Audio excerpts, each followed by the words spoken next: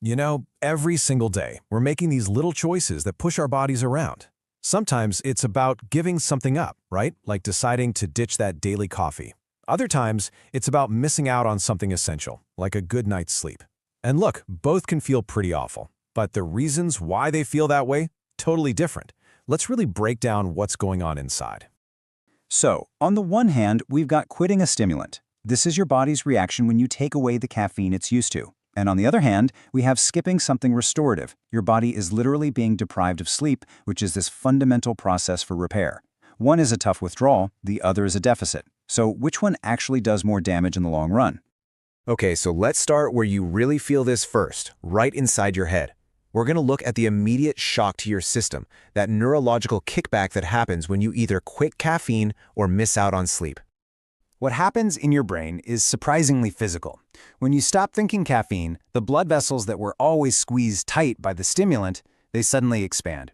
And that rapid expansion, that's what's giving you that insane throbbing headache. At the same time, your whole nervous system just kind of slows down, leaving you feeling foggy, tired, and probably, let's be honest, not very fun to be around. Now, let's flip the coin and look at sleep deprivation. The symptoms might sound kind of similar, less focus, slower reactions, but the cause is completely different. Here, you're not withdrawing from something, you're just failing to recharge critical systems. Your brain cells literally struggle to talk to each other. The sources we looked at describe this as being almost like being drunk, which is a really powerful way to think about how badly your brain function gets hit. So we've moved past that initial brain fog. Now we get to dig into the deeper chemical chaos. This is all about the hormonal mess and systemic disruption that goes way beyond just feeling tired or having a headache. And what we see here is basically a hormonal tug-of-war. With caffeine withdrawal, your body is so used to that artificial boost that it starts producing less of its own stimulant, adrenaline, and that's the crash.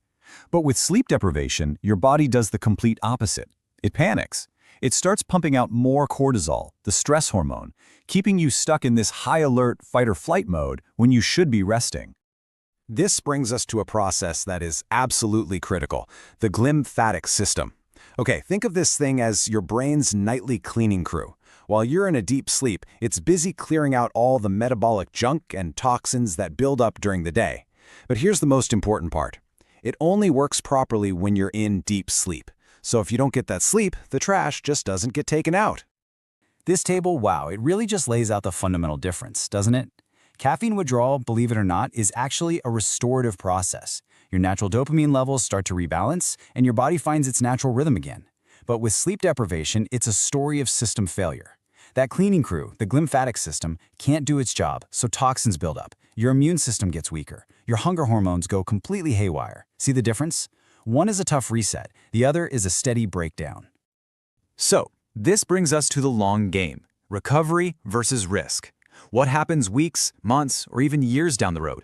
Well, as we're about to see, the two paths could not be more different. Let's look at the timeline for caffeine freedom. Yeah, it's going to be uncomfortable, no doubt. The headaches and fatigue kick in within about a day. The symptoms usually peak around day 2 or 3, and it can be pretty rough. But here is the key. After about a week, your body rebalances. You actually achieve this state of stable energy, free from that awful cycle of crashes and dependency. There's a finish line.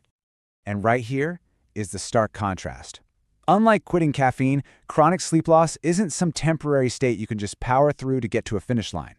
Every single night of bad sleep is like adding another brick to a wall that eventually contributes to serious long-term disease. And these are not small risks we're talking about. We're talking about a significant increase in your chances of developing heart disease and diabetes. It's directly linked to depression, it leads to a chronically weak immune system, and a state of constant low-grade inflammation, which is basically a breeding ground for all sorts of illnesses. This is the cumulative price you pay for ignoring your body's need for rest.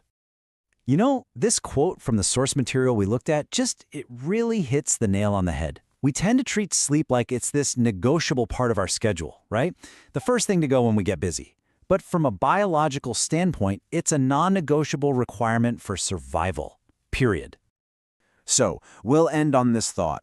Your body is constantly, every single day, trying to maintain balance. That discomfort you feel from caffeine withdrawal, that's the feeling of balance being restored. That exhaustion you feel from sleep deprivation, that's the feeling of balance being destroyed. So the question we want to leave you with is pretty simple. Are your daily choices helping your body in its fight for balance, or are you actively working against it?